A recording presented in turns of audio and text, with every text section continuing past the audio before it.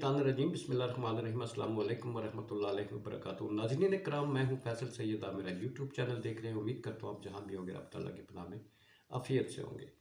ज़मान park में इस वक्त बुध के दिन की शिद्दत से इंतज़ार किया जा रहा है। जेल बरो तहरीक की भरपूर एहतमाम, इस पर बात करते हैं।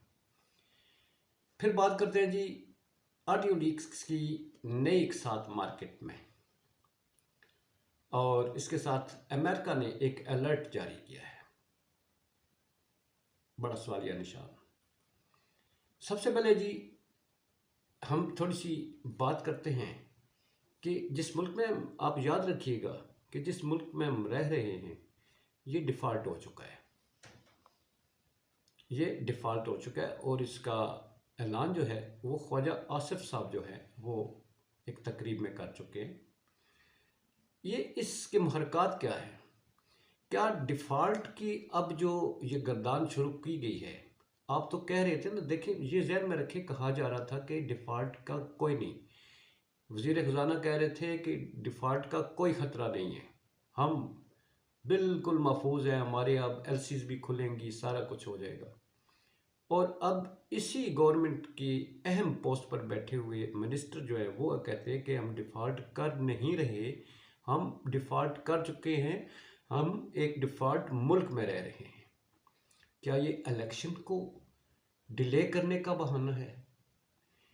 अब ये कहा जाएगा कि चूंकि मुल्क डिफ़ॉल्ट कर चुका है, अब इलेक्शन कराना नामुमकिन है। अगला बयानिया अब यही होगा। शायद हमारी फहम में ये गलत बात हो, मगर ये बयान बड़ा अहम है, बड़ा गौर तलब है। अल्लाह रहम करे, आइंदा आने वाले दिन जो है रब ताला हम पर अपना करम फरमाए। अब आते हैं जी ज़मान पार्क जो है, इस वक्त वहाँ पर बड़ी प्लानिंग हो रही है। बुध के दिन से आपको मालूम है जेल बरो तहरीक जो है उसने हुकूमत को परेशान करके रखा हुआ है। कभी तो रोज़ाना पुलिस, इस गरीब मुल्क की पुलिस की 20 गाड़ियाँ जाती हैं, इस मुल्क के गरीब आवाम के पेट्रोल से चलाई जाती हैं। वहाँ एक राउंड लगाया जाता है, खौफ व हरास फैलाया जाता है, वापस आ जाते हैं। ये गवर्नमेंट की जो है वो परेशानी की गमाजी करता है। इतनी सारी गाड़ियाँ इस गरीब आवाम के पैसे से उन पर पेट्रोल उड़ाया जाता है। और इमरान खान साहब के इस वक्त जो है परवेज़ इलाही साहब वहाँ पहुँचे हैं, शेख रशीद साहब, आला क़यादत पीटीआई की जो है वो भरपूर तैयारी कर रही है। अब जेल बरो तहरीक जो है उसमें रोज़ाना जो है थानों में लोग जाएंगे गिरफ्तारियाँ देने। आपको मालूम है हवालात में कितनी सारी गुंजाइश होती है? 10 बंदे, 20 बंदे, चलो बड़ी हवालात है तो 100 बंदा रख लेंगे। जहाँ हर दिन 1000 बंदा, चले कम से कम 1000 बंदा कर लें, वो गिरफ्तारी देने जाते हैं, कहाँ लेके जाएंगे? और अगर 10,000 बंदा आ जाए तो उसका बंदोबस्त क्या होगा? उसके एतजाजुल एहसन साहब की बात मुझे बड़ी याद आती है कि ये गाड़ियों में भरेंगे और बाहर छोड़ आएंगे और क़यादत को जो है ये जेल में डाल देंगे। अब देखें, इमरान खान साहब कोई बच्चे नहीं हैं, बड़े गाग किस्म के इस वक्त सियासतदान है, इतनी बड़ी उनकी अब वो तजुर्बा हो चुका है हर तरह के हालात से टैकल करने का।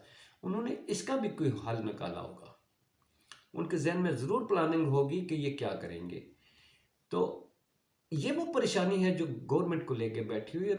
आपको ये बताता चलूँ कि इस वक्त हज़ारों लोग जो है उसमें ख़वातीन भी बढ़ चढ़ कर हिस्सा ले रही है कि हम गिरफ्तारियाँ देंगे। शेख रशीद साहब ने कहा सबसे पहले मैं गिरफ्तारी दूंगा। आपको मालूम है अभी वो जेल से रिहा होके आए हैं। बड़े बड़े लीडरों के कह रहे हैं हम गिरफ्तारियाँ देंगे। ख़वातीन की भारी तादाद है। क्या हुकूमत फिर भी इलेक्शन नहीं करवाएगी? वो नहीं करवाएगी, इसलिए कि इस वक्त अदलिया जो है आपको पता है बड़ी आज़ादाना फैसले दे रही है। अदलिया आइन और कानून की बालादस्ती की बात कर रही है। अदालतें जो है कहती हैं 90 दिन के अंदर अंदर आपने इंतखाब करवाने हैं। अदालतें ये कहती हैं कि जो 90 दिन के बाद एक दिन भी ऊपर होगा तो आइन की उस तोड़ने का जो है वो मुर्तकिब होगा। आइन तोड़ने का आर्टिकल 6 लगता है। इलेक्शन कमीशन को रोज़ बुलाया जाता है अदालतों की तरफ से, प्रेसिडेंट की तरफ से। ये वो दबाव है जिसको ज़ायल करने के लिए अब अदलिया के ऊपर दबाव बढ़ाया जा रहा है। कैसे? ऑडियोज़ मार्केट में आ गई हैं। कभी एक ऑडियो, कभी दूसरी ऑडियो, यास्मीन राशिद साहबा के डोगर साहब से बात करते हुए, फिर सदर सुप्रीम कोर्ट बार कौंसिल की किसी अपने क्लाइंट से बात करते हुए।